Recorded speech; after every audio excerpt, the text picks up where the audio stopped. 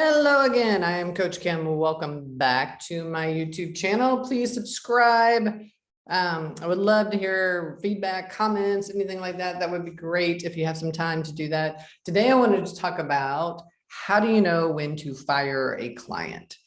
I think it's really hard sometimes as business owners to either fire a customer, a client, a patient, whatever you like to call them, because they're money, right? They bring in money and you love doing what you do and you love helping people. And a lot of times what I find is that we get in these situations where we take on maybe a client or a customer that was not a good fit. Their values maybe don't align with what we're doing.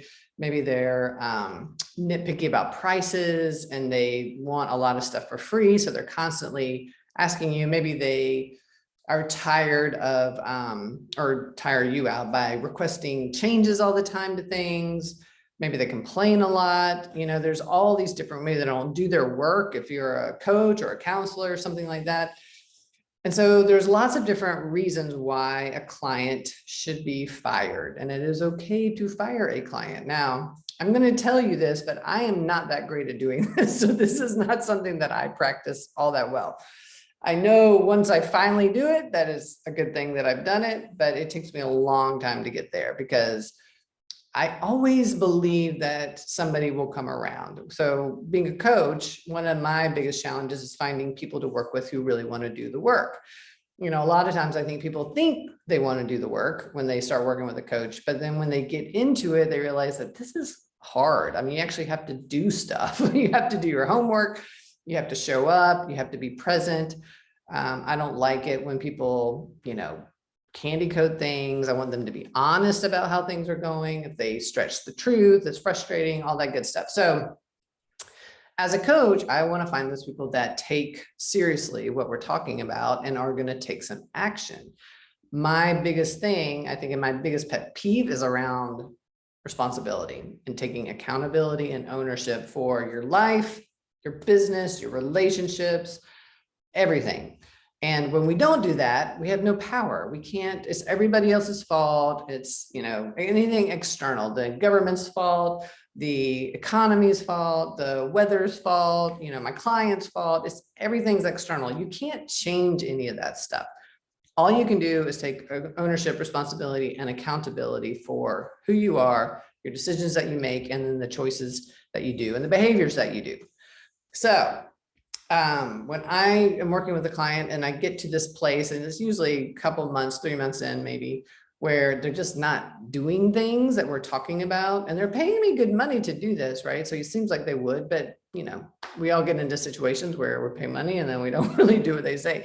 It's kind of like having a personal trainer and not doing the work when you're not at personal training sessions, but you show up expecting to be fit and fabulous, having one session a week. It just doesn't work. You have to do the work outside of the gym, like coaching or business coaching. You have to do the work on your business outside of our coaching sessions. So when people show up and they haven't done anything on their list, for me, it can be pretty challenging. And I do give people a lot of chances just because I feel like there's a reason why they're not doing that. And I want to help them, empower them to learn how to overcome those things.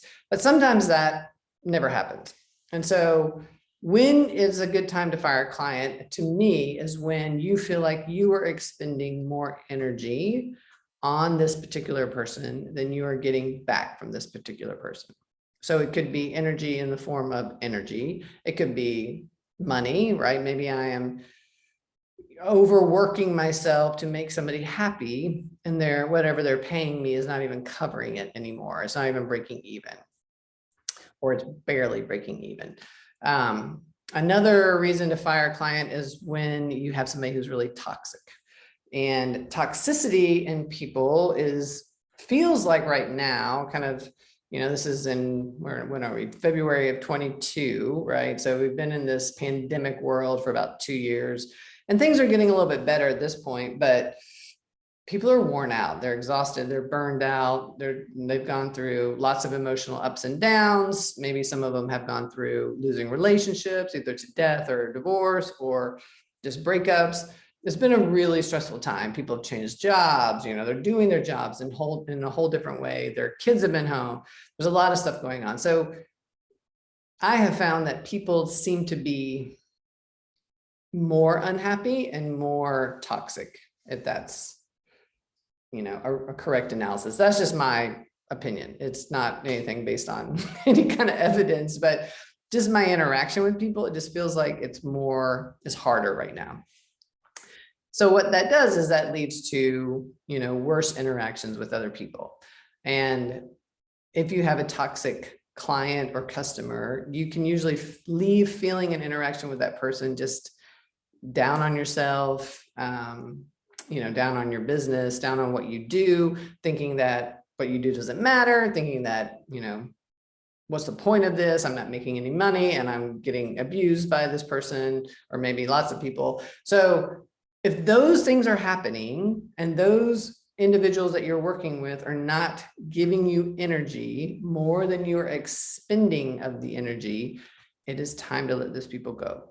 When I have gotten to that place with my clients and we've ended relationships, it's like a hole that was there that was just kind of sucking all my energy into it on a weekly basis or bi-weekly basis, is all of a sudden filled, and I don't have that feeling anymore. And it's really, really good. So I have to learn how to do it faster because I think I probably wait too long. I know pretty soon if this is going to be, you know, a healthy relationship or not. And I would recommend you learning how to make these decisions faster. When we recognize, you know, that this is not going to work, this is not somebody I want to keep fostering and working with. This is not, I don't want to attract more customers or clients like this. I want to attract a whole different type of person. Then we need to end those relationships and just, you know, you could refer them to somebody else. You can just tell them politely, it's not going to work anymore. Wish them the best, and then go on your way. So sometimes that's the best thing for all of us to do. And they will probably be happier. They will probably find somebody that's a better fit for them, and they will go and get whatever their needs are met, and then everything will work out better. And you will have more energy to put into those customers and clients who are giving you more energy and are appreciative of what you do. Don't worry about your prices, pay you what you deserve, treat you respectfully and appreciate what you do. So that is a big thing. Think about that next time you take on a customer or a client. Really try to assess, you know, maybe give them a little bit of a shot, but have some sort of parameters that, you know, if it hits this point, I'm done. All right. All right. Have a wonderful day. I will see you next time.